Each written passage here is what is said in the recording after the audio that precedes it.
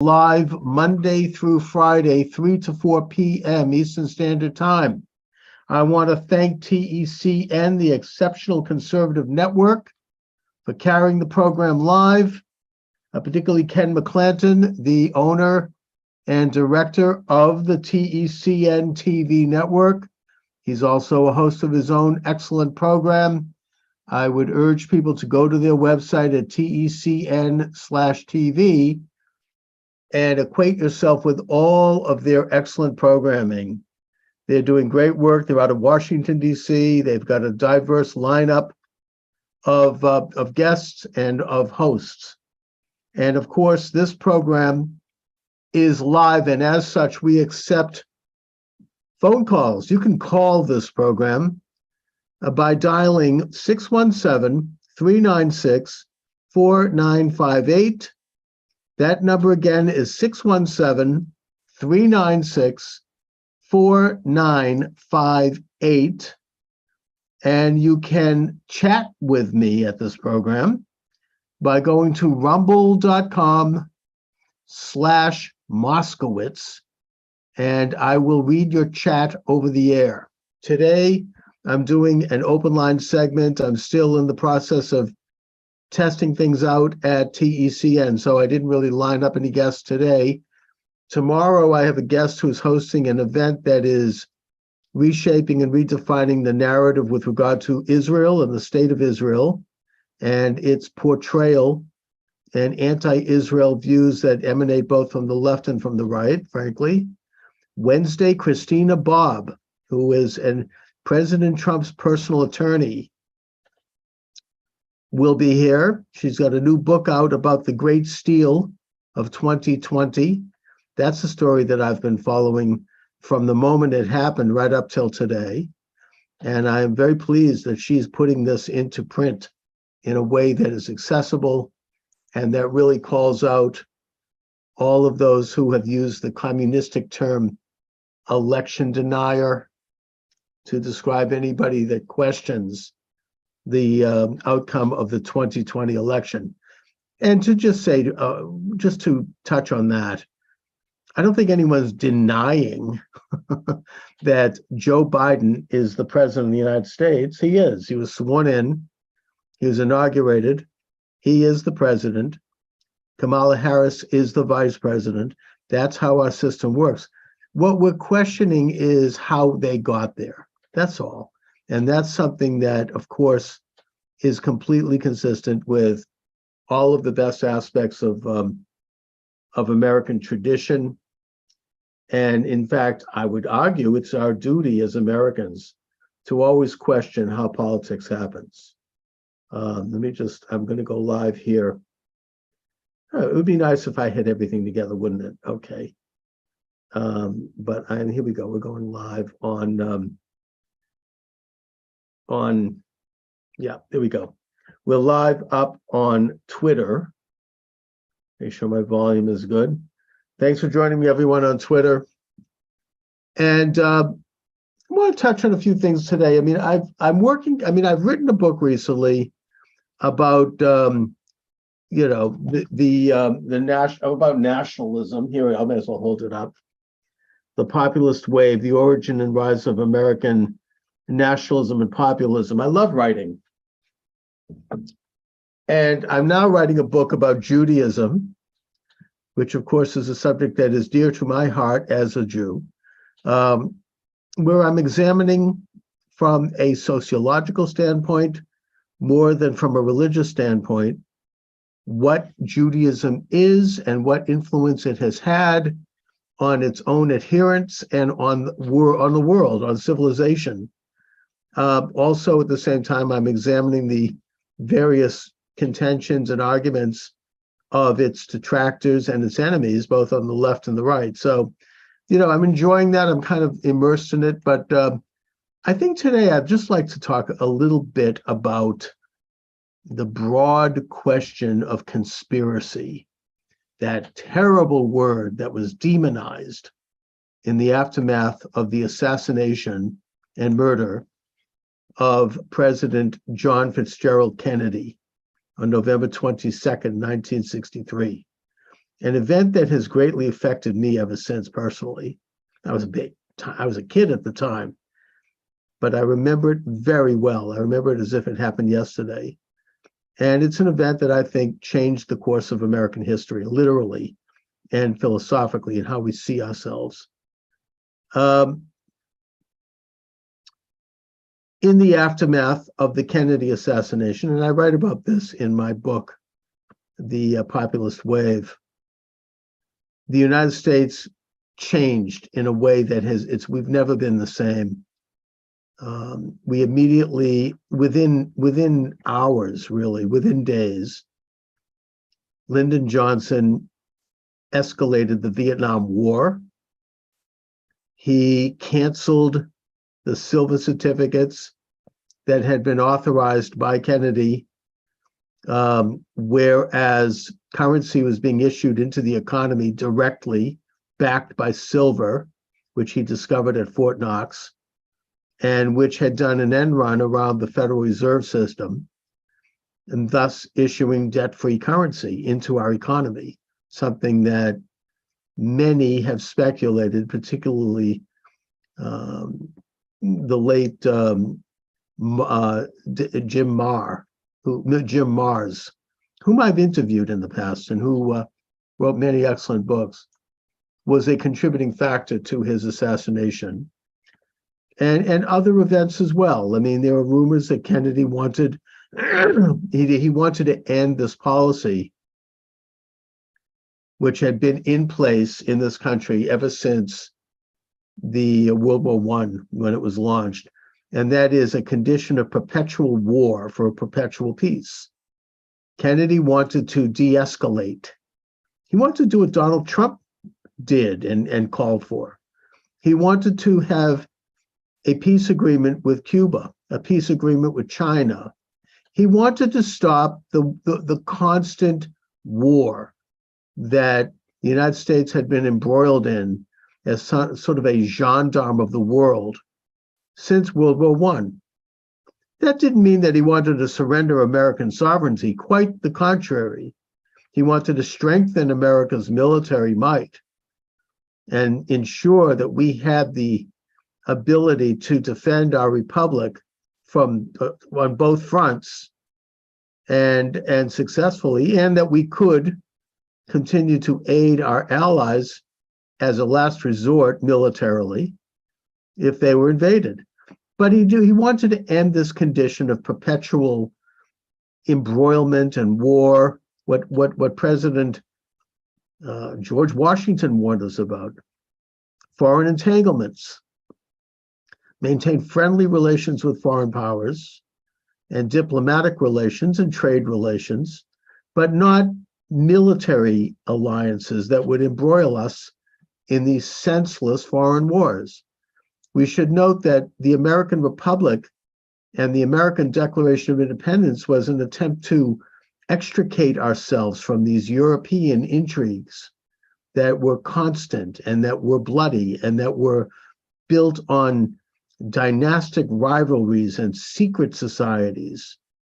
We wanted to extricate ourselves from that and maintain our independence as a continental republic of sovereign states that would come together to form a union.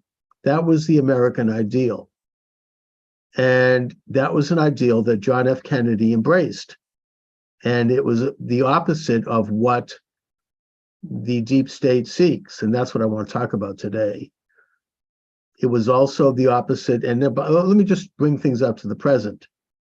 So Kennedy is assassinated. Johnson is a tool of this internationalist cabal. He does their bidding by escalating the Vietnam War under the phony pretext of the Gulf of Tonkin resolution, which 40 years later, it has been acknowledged was untrue and that was a fake. And he also expands the central government into areas that it had not been involved in previous, with programs like the War on Poverty, which we lost, the Great Society, which was not great, and a kind of a further militarization of the domestic scene. Nixon comes along and is also a player on the establishment, but he starts to demonstrate some independence. First of all, and this is according to Roger Stone, I haven't interviewed him in recent years, but I've read some of his books. I'm not saying I completely endorse everything that he's said, but he is an insider, and he is a patriot, and he is a whistleblower. And he's noted recently that he's studying the Kennedy assassination, and he was a very close confidant of Richard Nixon. That in 1972, Nixon won re-election with the largest electorate in history. No president then or since has been as popular as Nixon was. He got 17 million more votes than his opponent, George McGovern. No one's ever even come close to that. I mean, Barack Obama was a popular president, but I think that he might have had 4 or 5 million more than his opponent. So Nixon won an unprecedented landslide, and he carried 49 of 50 states. The only state that he lost was my own home state of Massachusetts. And that was even close. That was almost a fluke. And then a year and a half later, he's gone. He's out of office. He's replaced by an unelected vice president, because they removed Agnew also, who then becomes president, that being Gerald Ford. Gerald Ford was not a bad guy, but he's kind of a place setter. I mean, he was an establishment figure. He had also been on the Warren Commission, and he was part of covering up the Kennedy assassination, and many of the papers associated with the Warren Commission are still classified to this day. And he's famously stated at the time that the commission was delivering their final report that the American people needed closure, he said. We didn't need closure. We needed the truth. We didn't get the truth. We still don't have the truth. Well, Nixon, according to Oliver Stone, according to Roger Stone, had a meeting with the CIA director, Richard Helms, where he said, I want to get to the bottom of who killed John being John F. Kennedy. And Helms just sat there in stony silence. This goes to similar situations that were brought up to me by Michael J. Glennon, the author of National Security and Double Government. All right. Michael Glennon is a professor at the Fletcher School of Law and Diplomacy. You can listen to my archives on the interview I did with him. I'm trying to get him back. He's an establishment figure. He was a Senate legal counsel during, I think, the Clinton administration. And he talks about the fact that in brief, I don't want to get off the topic here, that Harry Truman signed the National Security Act, 1947, and that established legalized secret societies that eventually would form a double government in this country. That included the CIA, the NSA, the National Security Council, and other agencies. And that they have, he said that they respond that way in that they don't really answer to what he calls the Madisonian government, the official government, the president, the Congress, the Supreme Court. He calls them the Trumanites, the unelected bureaucrats and figures who are not accountable to the public and who actually are invisible, but who actually do the governing. Now, that's not me saying this. This is Michael J. Glennon from Fletcher School of Law and Diplomacy writing this, okay? So he's not some right-wing nut. He's the real McCoy. So anyway, that was the reaction by Richard Helms, the head of the CIA, stony silence. And it was shortly after that that Nixon was taken out of office.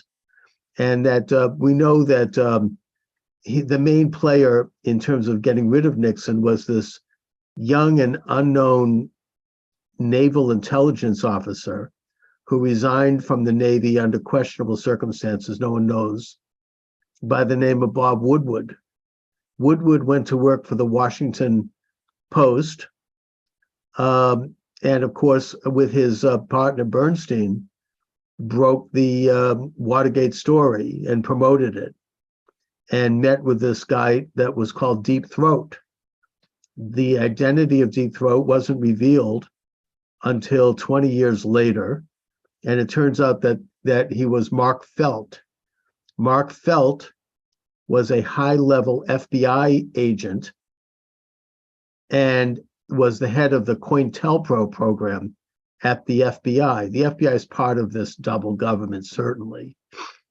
And in that capacity, he was heading up an agency that was infiltrating and discrediting Americans, in some cases legitimately, I may note, but nevertheless, secretly, that were seen as holding interests that were contrary to the deep state. So apparently he wanted to take out Nixon. So Nixon is gone. Then Jimmy Carter is elected in 1976. And I cover this in my book about assassinations, by the way. You could check out all of my books. I'm self-sponsored here. You just go to Amazon and put my name in the server, Charles Moskowitz, and they'll come up. Anyway, Jimmy Carter wanted to release information about the Kennedy assassination. He talked about this publicly. So there Jimmy Carter is delivering a speech in Los Angeles in a public place outside near a hotel. And in the hotel, the FBI finds, raids, and arrests these two homeless bums who had weapons and who the newspapers claimed were attempting to assassinate Jimmy Carter. Now, these two bums, one of them's name was Lee Harvey, and the other one was named, I think, Miguel Oswaldo. All right. Now, they were held overnight and then they were let go. They were homeless. Yeah, they were just, I think one of them was an illegal alien. The other one was just a homeless guy. They were let go and never heard from again. But the newspapers reported this, and it was a sensational story for about a day.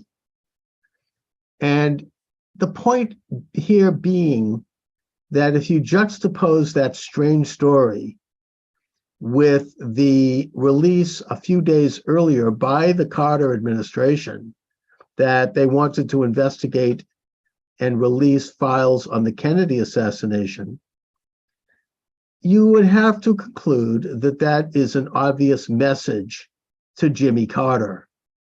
Guess what?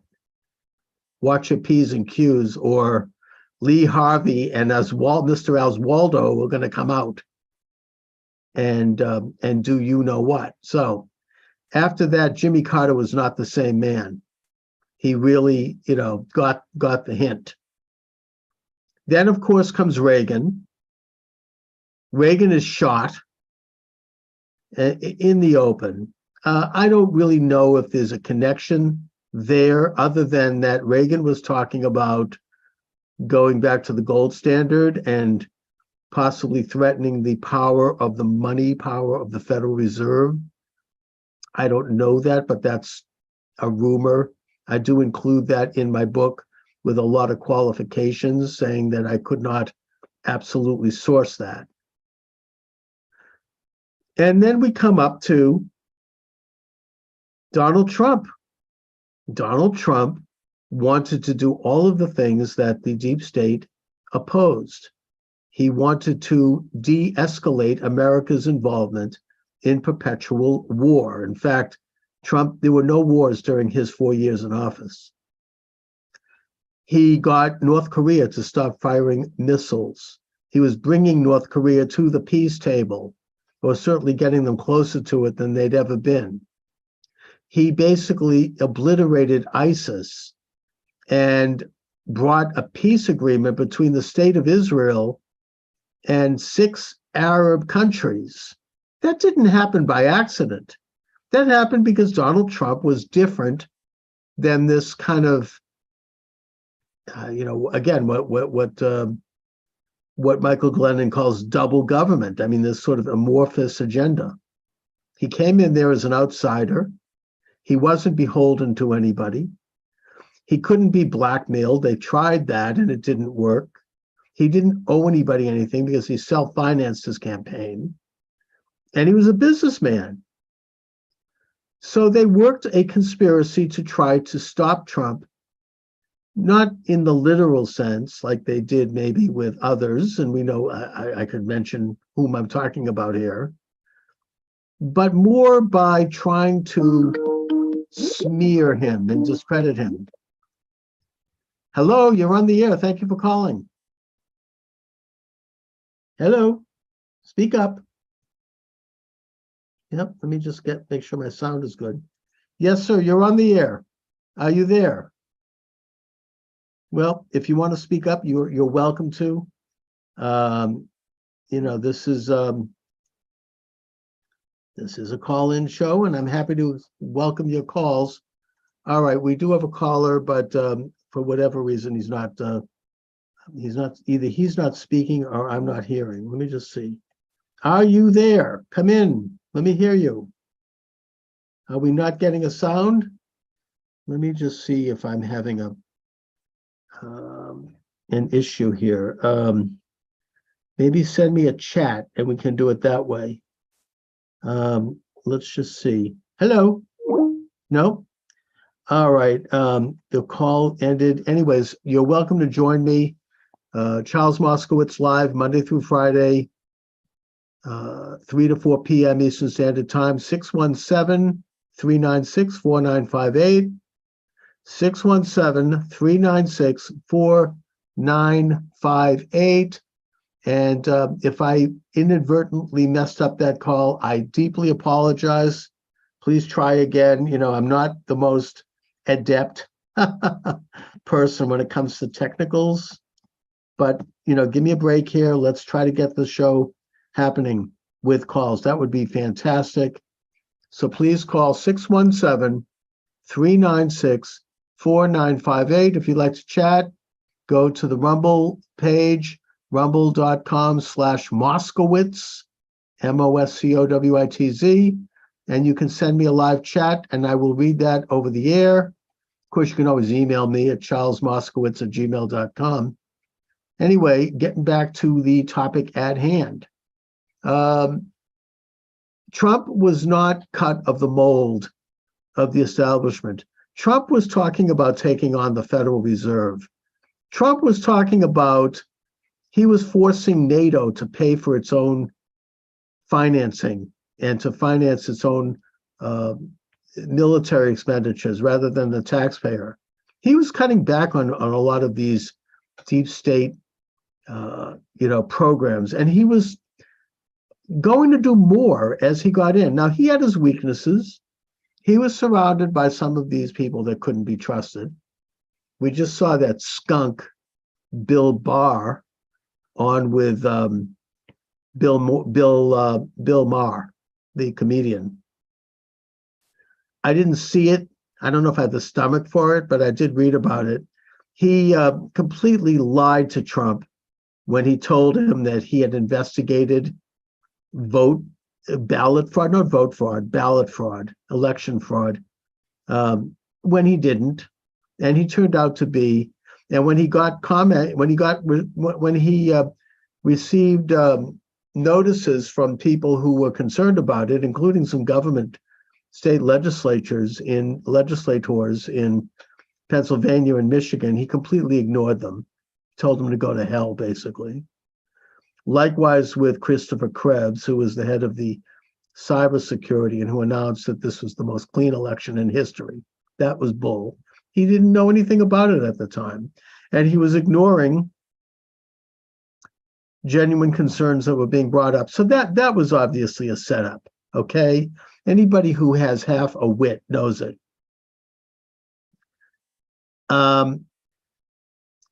But getting back to my main topic here, the what the John Birch Society used to call the Great Conspiracy, the Grand Conspiracy.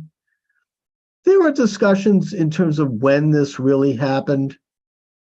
I was listening to an interview being conducted by Jack Posobiec, who I admire. He does a great show at Human Events. Former naval intelligence officer, mentioned that he researched how China fell to the communists, and he is fluent in Mandarin. Spent several years in Shanghai, and he brought up something that I think was very interesting, in that he says that toward the end of World War II, the deep state, if you will, whatever you want to call it, they wanted to set up the UN, and they wanted it to succeed after having failed to establish a League of Nations at the end of World War I. Let's not forget the United States did not join, mainly because of Massachusetts Senator Henry Cabot Lodge, who did not allow it. And thus it had no power. They wanted a more powerful UN, one that had military capabilities at the end of World War II. And they recognized that the only way to do that would be to have all of the superpowers as part of it, which was not the case with the League of Nations, since the United States didn't join. And that meant getting the Soviet Union to join. Can you imagine they wanted the Soviet Union? Okay, so the Soviet Union, of course, wanted concessions in return. Not that anybody should want them in it at all, but putting that aside. And that the concessions that they demanded was that they wanted China to become communist, and that the establishment internationalists, the same people that are running Davos, and I'll get into that in a minute, they gave that concession to China. There was already a civil war in China between our nationalist allies headed by Chiang Kai-shek and Mao Zedong. But at the end of World War II, Chiang Kai-shek was predominant and Mao Zedong was in hiding. But that reversed because of this agreement, and because the United States sent over George C. Marshall as basically the de facto dictator of China for several years under the Truman administration after World War II. He served the same role in China that Douglas MacArthur served in Japan, and that Dwight Eisenhower served in Germany, or his successor, I think it was General Lucius Clay. Except the problem is that, unlike MacArthur, who helped Japan become a free country and write a constitution, and who brought the emperor out to meet people, and he humanized him, and he's responsible for modern Japan, which is an extremely successful free nation. Marshall deliberately stabbed Chiang Kai-shek in the back. And if you look at the US State Department and the people that were influencing it at the time, people like Undersecretary of the UN, Undersecretary of State Alger Hiss, who was directly working with Stalin, and who was also, by the way, the founding Secretary General of the United Nations. I don't know if people realize that. And Harry Dexter White, Undersecretary of the Treasury, who is the author of the Morgenthau Plan, which wanted to pasteurize Germany, which would have been an absolute catastrophe, mainly because he wanted to, open the doors to the Soviet Union and to Sovietize Europe, because he was I don't know if he was a card-carrying communist, but he certainly was working with them. As a result, in 1949, after the US stabbed Chiang Kai-shek in the back, after we refused to deliver him military aid, we actually sank it in the Pacific rather than deliver it to him. After Harry Dexter White arranged to cut off gold shipments which would have stabilized their currency because they had great inflation after the war. Don't forget, it was China that bore the burden of most of the Pacific theater in World War II. After all this, communist China fell to the communists in 1949, and the result was, 30 million people murdered by the communist regime. And the problems we're having today, the fall of North Korea, which is another subject, the fall of North Vietnam, the amount of suffering and the amount of human potential destroyed and lives destroyed is something that is literally incalculable as a result of these things. Now that's an interesting starting point for the deep state, or for this conspiracy, which I do call it a conspiracy. The more conventional approach, I think the one that was embraced by the John Birch Society, which I think is a patriotic group and a well-meaning group, by the way, is also true. I mean, they're all true in that they look at the year 1912, the year that Woodrow Wilson became president as a minority president in a three-way race between himself, the sitting president, Howard Taft, and Teddy Roosevelt, who ran as the Bull Moose third-party candidate. And that Wilson and his handlers, who were very pro-British and pro-City of London, they arranged for the Federal Reserve Act, which turned America's monetary system over to this cartel of private, this private quasi-public bankers and investors who immediately started shipping gold to Europe. World War I broke out, I think, about 9 months after the Federal Reserve Act was signed. He had pro-British people around him, including his Secretary of State, Robert Lansing, who actually used to speak with a British accent, and whose nephew was John Foster Dulles, who served under Eisenhower, and who was likewise an internationalist. And they pushed the United States into World War I because they wanted to embroil this country unnecessarily into these foreign wars. That was also the year, 1913, the first year of Wilson, that the income tax amendment was passed, which for the first time as a permanent structure would tax every American's income. The government would now have a little, glimpse at the private business of every American citizen who earned money.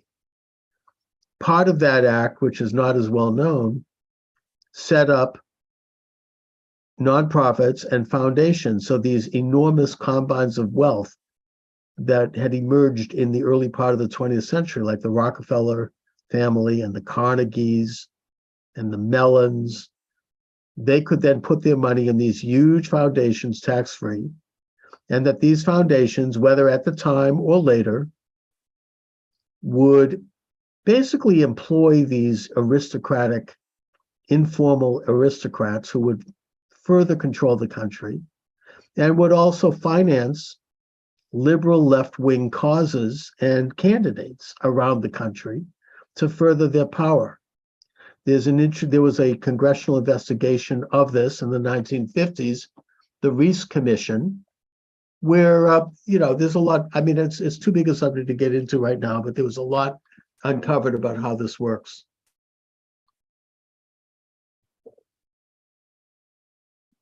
And there were several other things that happened that year. My guest earlier this week, Dr. John Rechtenwald, talked about Davos and the Great Reset as being a repackaging of the New World Order, which he traces back to the Rhodes Roundtable Group, as covered by Dr. Carroll Quigley, who, here I have his book, Tragedy and Hope. This one is it's dull, but it's important. In that, Cecil Rhodes, the racist British imperialist Governor General of South Africa and the founder of the De Beers diamond mines, established these secret societies, these Rhodes Roundtables, which had as their goal, according to Professor Carroll Quigley, who, by the way, was the head of the Foreign Affairs Department at Georgetown University, and he was a mentor to Bill Clinton and many others. I think he also mentored Zbigniew Brzezinski. That their goal was to establish a world order under an Anglo-American control. He wanted to merge the United States and the British Commonwealth into an informal empire. They spawned several secret societies that became really the rulers of the world, and still are. In London, you had the Royal Institute of International Affairs, or Chatham House. In the United States, in New York, you had the Council on Foreign Relations, and they had other satellite organizations around the world. There's one in India, there's one in Australia. The CFR has spun off into different cities in the United States. And their agenda was to create a world order by using war, perpetual war for perpetual peace, which was a book written by historian Charles Austin Beard, who exposed this in the 1920s and who was then denounced because of it. They called him an anti-Semite and the usual charges. And that's, where possibly this conspiracy began, with Cecil Rhodes around the turn of the 19th to 20th century.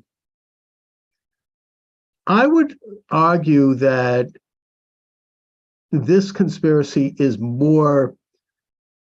it's something that has cropped up in every generation from the time of Adam and Eve. Whittaker Chambers, the author of Witness, who was an American communist in the 1930s, who went underground and who handled, in the Roosevelt administration, various communists or communist assets who were helping Stalin, and who then changed his mind and became a patriot, mainly because he came to believe in God.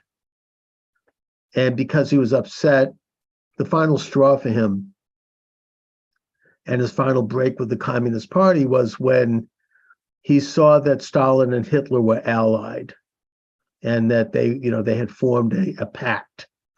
And he felt like, this is too much, this is too dangerous for the world. I have to alert someone in the FDR administration about this infiltration by communists, because now these same communists are working for the Nazis, and they did. People don't realize this, but between August 9th, 1939 and June 22nd, 1941, which was the launch of Operation Barbarossa, where Hitler double-crossed Stalin, his ally, and invaded Russia. Russia and Germany, Nazi Germany and Soviet Russia, were allies, were collaborating with each other, were working together. And thus you had these communist spies at high levels of the Roosevelt administration who were working for Adolf Hitler. That was too much for Chambers.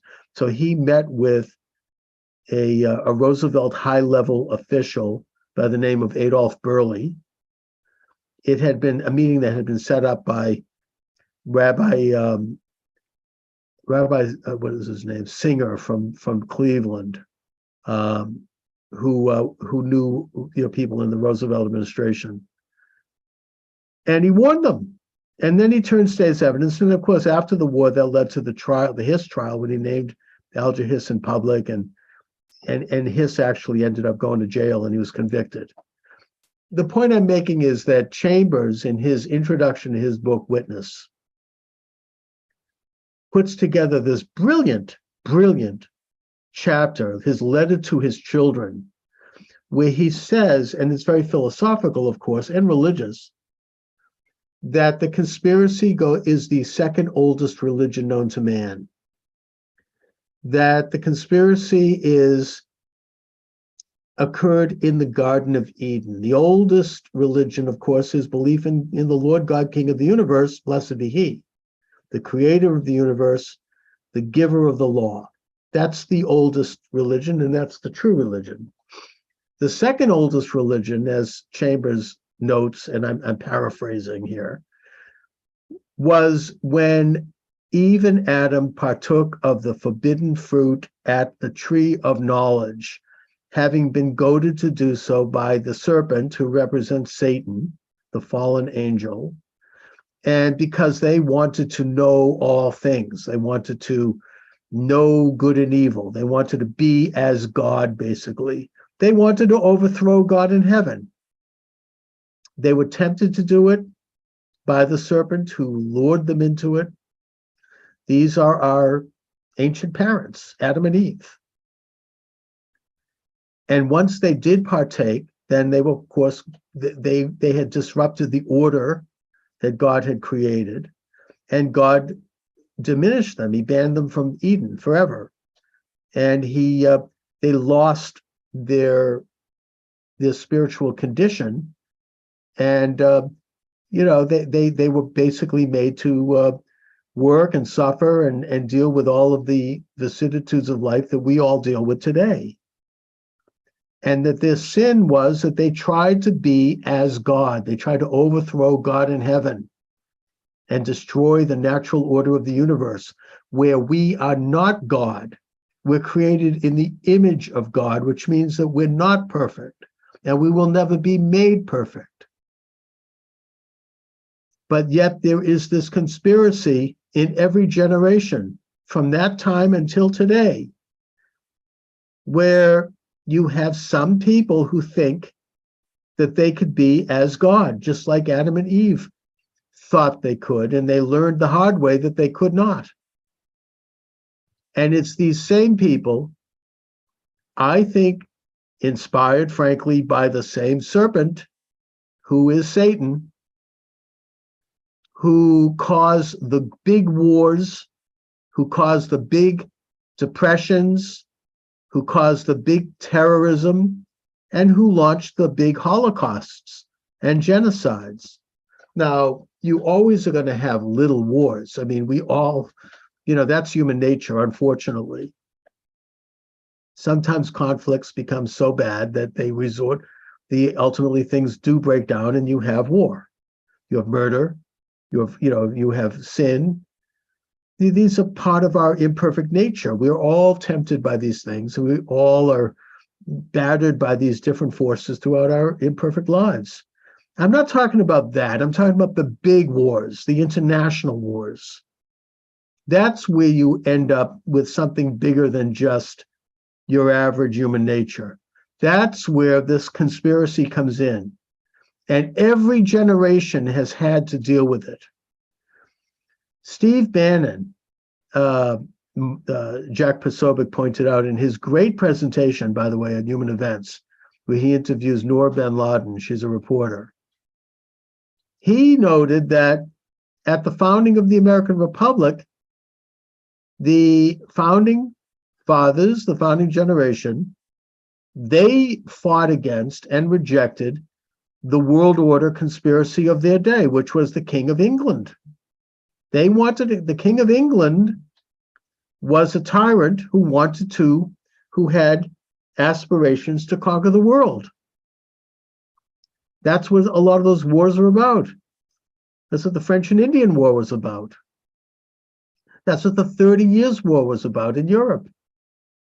I suppose we could go back to to Babylon. I mean, every generation has had this idea that you have people who feel that they know better and that they can triumph over their fellow man and create a godlike utopia on earth.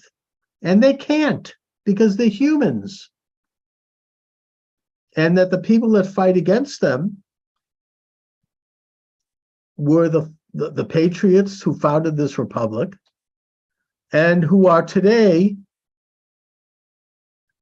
the populists and the nationalists. And they're breaking out all over the world. And we are opposing this amoral conspiracy, and I do use the word conspiracy, to basically replace God with themselves, because they think they have some enlightened knowledge that we don't possess. And they feel entitled to do this. They think they're moral when they try to do it.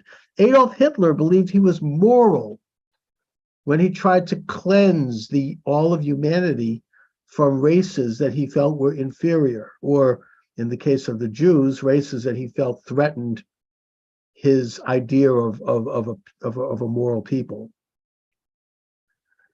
This is what Soviet Russian communism is all about. This is what communism itself is all about, going back to its founding during the time of the Illuminati. And yeah, it was the Illuminati, in my opinion, overthrowing the faith, overthrowing sovereignty, overthrowing institutions that are natural to us, like the family, like individual consciousness, like the fact that the right to possess property and to trade and to maintain sovereignty over your own life under God and your own destiny and that of your family, to replace that with this illuminated elite that knows better. I mean, in the case of communism, I mean, these visions differ. In the case of communism, it's this idea of a one world ant colony where everyone is de facto equal. That's their virtuous idea of humanity. In the more fascist case, it's this, which I think has been really started by Cecil Rhodes, and I think it's very much what the Great Reset's about now. It's this informal merger between elected governments, which sort of serve as the Madisonians of the world, as Glennon would call them, and these informal, unelected, combines of wealth and power, who actually run the scene and who work in partnership, and who leave in place the window dressing of sovereignty and the window dressing of religions, when they actually are gutting it out and replacing it with their amoral collectivist vision that they have for the rest of us. Now, the latest version coming out of Davos is that we're going to all eat bug sandwiches and not own anything. And they're very open about that. And that they have to further whittle away their opponents, which is the sovereignty of the United States, which is under serious threat today. I don't know if people realize, but Biden has signed this agreement with Canada and Mexico, which really sets back our ability as a republic and as a sovereign people to conduct our own affairs and to control our own futures. And they're really moving forward with it today in a way that I think is more dangerous and more deadly than anything in the past, including holocausts, world wars, you name it. Because today, they have access to technologies that are nothing like the predecessors had, even with the nuclear bomb. Today, they control, they're trying to digitize and categorize the entire world in a gigantic, massive electronic brain that they control. Artificial intelligence. Now you have technology that can replace people with machines.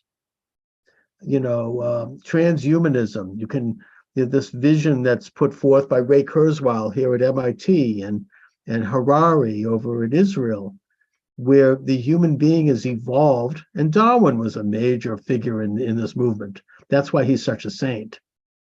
That human beings, we can change human nature by force. In his case, it was through breeding to create a superior species. Except now the superior species that they want to create, unlike the Nazi Übermensch, which was blonde hair, blue eyes, super strength, super beauty, live to be 200, have cosmic consciousness, this new race that would pop out of the old race called the Aryans, which is, by the way, an occult idea that was originated by Theosophy and Martina Blavatsky, and that's the official religion, by the way, of the UN. Except now, instead of being a super race like that, they want to combine human biological beings as created in the image of God with machines. They want to implant computers. They want to regulate the body electronically. And they want to do it through some of these technologies, I fear, not just what Elon Musk is talking about with brain chips, but I don't know. And I'm going to say this, and I'm not saying it's true because I don't know, but I think that this is what the mRNA experiment is all about, what CRISPR is all about. I don't know. I'm not a scientist. I've heard a little bit, and I've heard enough of it from people who are, to say that these technologies are going to alter our DNA. They're going to alter our genes. And they're going to ultimately cause these evil, conspirators to control who we are, to alter who we are. It's going to be an end of freedom. Anyway, on that happy note, I'm kind of reaching toward the end of the program. I've got an interesting guest tomorrow. We're going to be talking about the state of Israel. And then Wednesday, I have Christina Bobb, who is President Trump's personal attorney. Thursday, I think I'm getting David Horowitz from the Horowitz Institute. So I've got an interesting lineup of people. Check out the show. My archive is up at Rumble. Please subscribe there. I want to thank the good people at TECN TV, the Exceptional Conservative Network, Ken McClanton for carrying the show. I urge my listeners to go to their website, TECN/TV, and check out their excellent lineup of guests. And I just want to say that I don't mean to be a gloomy Gus here. I generally am optimistic. I know that might sound a little weird after everything I just talked about, but I am. Mainly because I believe in God and because I believe that God has agency on earth through people who believe in God. And, we can, in that capacity, in our imperfect way, change human nature. And we have. Every generation has had people who were conscious and who stood up and who said no to this establishment. That was what the American Revolution was all about. We stood up and said no to it. We became aware of it and we rejected it. And I think that there is a growing movement today that is rejecting this order. Donald Trump is certainly a leader of it. They did not expect that to happen. There are other movements that also fill me with hope. The Brexit movement in England, the assertion of sovereignty by Eastern European countries, dissidents in China who are fighting this horrible, evil, communist, behemoth. These people have great courage. They're not sitting back. African nations are emerging. The truckers in Canada, thank God for the truckers. They stopped the electronic passports, which would have been an end to freedom. And, we're paying attention to what's going on in Davos. There are books being published. I'm going to be having people on who are going to be further exposing that agenda. And I think that if we all pitch in and do our part, we can counter this movement. We can say no to it. We can expose it. And when you expose it to the light of day, it collapses on its own lies and its own deceptions. I believe that. I've seen it. I've seen it happen in my own life. I've seen it happen with myself as I've debugged myself over these years. Anyone who's involved in this nationalist and patriotic movement knows, I think, what I'm talking about here. Anyhow, on that note, I want to thank you all for joining me this afternoon. If you want to support the program, which is Monday through Friday, 3 to 4 p.m. Eastern Standard Time, I am self-sponsored. My books are available at Amazon Books. The Populist Wave, The Origin and Rise of American Nationalism and Populism, is my latest, and it's available at Amazon Books as a hardcover, softcover, and ebook. I've got about 15 other books up there covering a big, broad cross-section of issues. It's a piece of my mind. That's how I sponsor myself. I offer a piece of my mind. They're not expensive.